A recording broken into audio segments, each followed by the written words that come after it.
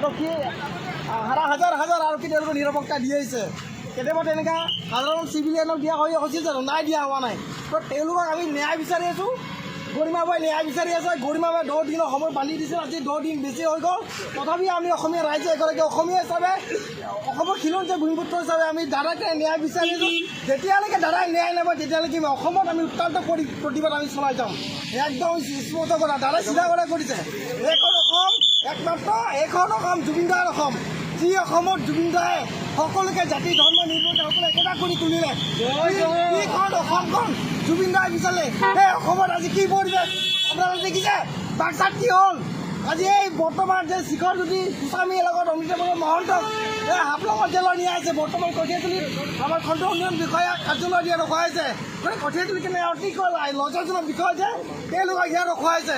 এগৰাকী কঠীয়াতলীবাসী ৰাইজ হিচাপে সচেতন যুৱক হিচাপে মই গৰিহণা দিছোঁ তেওঁলোকক অতি সোনকালে যাতে ন্যায় দিয়ে, জুবিন দাৰ যাতে ন্যায় পায় তাকে মই কামনা কৰিছোঁ।